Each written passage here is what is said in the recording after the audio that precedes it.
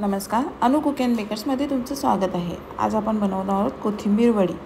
ते बनवण्यासाठी आपण पहिले इथे घेतलेले आहे लसूण, त्याच्यानंतर 5 ते 6 लसणाच्या पाकळ्या, ओवा, जिरं आणि मिरची घेतलेली आहे। ते आपण मिक्सरला चांगली वाटून घ्यायची आहे। त्यानंतर परातीमध्ये आपण मिक्सरला जे वाटून घेतलेलं आहे लसूण, मिरची, नंतर ओवा आणि जिरं, ते मिश्रण आपण एका परातीमध्ये टाकून घेतलं। त्यानंतर ही ती कोथिंबीर जी आहे ती मी स्वच्छ धुवून घेतलेली आहे आणि ती सुकवून घेतलेली आहे आणि ती आपण कोथिंबीर यामध्ये टाकून घ्यायची आहे। तुम्ही बारीक चिरून टाकली तरी चालेल, नाहीतर अख्खी तुम्ही कोथिंबीर टाकली तरी चालेल। मी इथे बारीक थोडीशी चिरून घेतलेली आहे। आणि त्यानंतर आपण यामध्ये घेत आहोत तांदळाचं पीठ। आपल्या जे वड्या आहेत त्या कुरकुरीत होण्यासाठी त्यासाठी आपण इथे तांदळाचं पीठ घेतलेलं आहे अर्धी वाटी।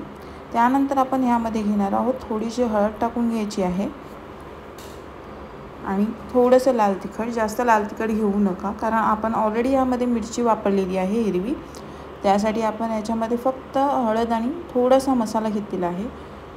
त्यानंतर यामध्ये आपण थोडंसं चवीपुरतं मीठ टाकून घ्यायचं आहे चवीनुसार आणि चांगलं असं थोडंसं ह्याच्यामध्ये आता आपण बेसन टाकून घ्यायचं आहे। बेसन म्हणजे चण्याचं पीठ आणि चण्याचं पीठ हे आपण फार तर 1 वाटी घेतलेलं आहे यामध्ये, ते टाकून घ्यायचं आहे। आणि ह्यामध्ये मी सफेद तीळ घेतलेले आहेत। सफेद तीळ आपल्या वडीमध्ये दिसायलाही सुंदर दिसतात आणि खातानाही चांगले लागतात। थंडीमध्ये तिळाचा तुम्ही वापर करू शकता कोथिंबीर वड्यामध्ये आणि असेही तुम्ही वापर करू शकता। त्यानंतर मी इथे घेतलेलं आहे बेसन 1 वाटी। ते बेसनाचं पीठ आपण घेतलेलं आहे आणि साधारण मी 1 वाटी घेतलेलं आहे। तुम्हाला जसं थोडंसं अजून वाढवता आलं तर तुम्ही वाढवू शकता, पण मला जेवढं लागलं त्याप्रमाणे मी इथे 1 वाटी घेतलेली आहे। त्यानंतर आपण सगळं मिक्स करून घ्यायचं आहे मिश्रण। आधी सुखच आपल्याला मिश्रण मिक्स करून घ्यायचं, जेणेकरून आपल्या सगळ्या कोथिंबीरीला हे मिश्रण लागेल। खालचं जे काही आहे आपण जो मसाला बनवला होता मिरचीचा, तो देखील आपण ह्याला लावून घ्यायचा आहे। सगळ्या बाजूने मिक्स करून घ्यायचं आहे। खायलाही सुद्धा खूप सुंदर आणि कुरकुरीत अशी लागते।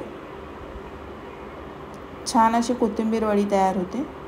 आता आपण थोडंसं पाणी घ्यायचं आहे।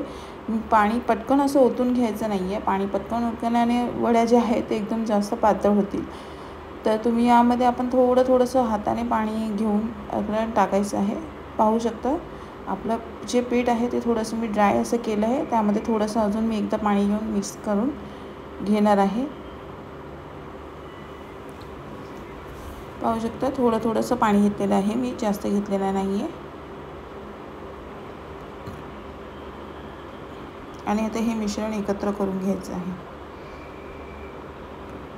आता तुम्हाला हे मिश्रण वाफवण्यासाठी जर तुमच्याकडे मोदक पात्र असेल, म्हणजे मोदक शिजवायचं जे पात्र असेल तर ते घेऊ शकता। माझ्याकडे नाही आहे, मी इथे इडलीचं भांडं घेतलेलं आहे।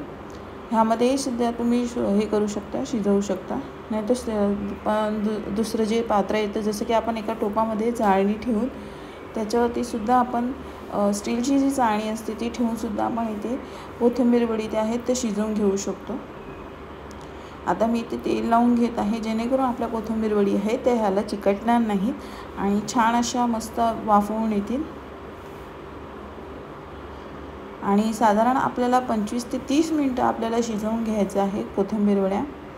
इथे तुम्ही चौकोनी पद्धतीमध्ये म्हणजे एखाद्या चौकोनी ट्रीमध्ये थापून सुद्धा करू शकता। इथे मला गोल वड्या पाडायचे आहेत, त्यासाठी मी इथे गोल असे आकाराचे आयताकृती आकाराचे मी इथे गोल करून घेतलेले आहे, पाहू शकता। आणि आता आपल्याला हे शिजवायला ठेवायचे आहेत साधारण 25 ते 30 मिनटासाठी। आता झाकण लावूया आपण आणि अर्ध्या तासासाठी मी इथे वाफवून घेते।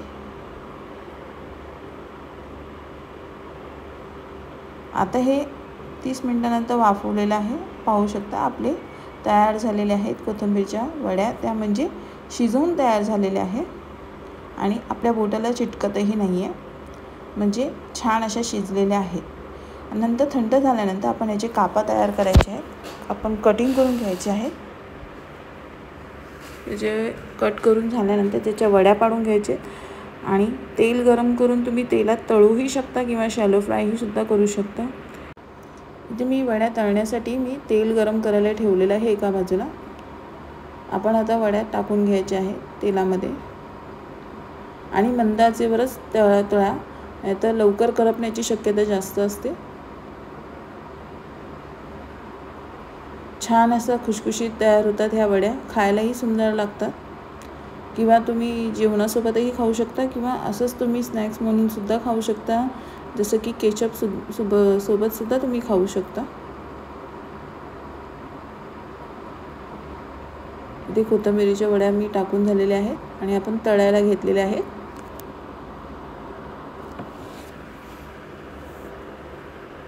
आता एका बाजूने तळून झालेले तर दुसऱ्या बाजूने सुद्धा आपल्याला एकदा परतून घ्यायचे आहे।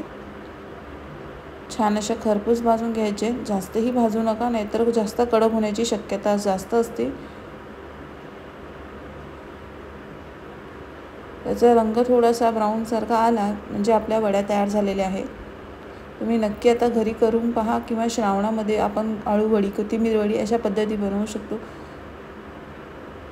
आणि आपल्या मराठी माणसाची ही खासियतच आहे, आपण कोथिंबीर वडी आपण घरी बनवतोच। पाहू शकता आपल्या कोथिंबीर वडी तयार झालेल्या आहेत। घरी तुम्ही नक्की करून पहा आणि मला कमेंट्समध्ये नक्की सांगा की तुमच्या कोथिंबीर वड्या कशा झाल्या होत्या।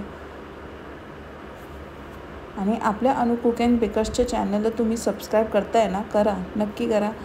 आणि या व्हिडिओला लाईक करा, शेअर करा। धन्यवाद।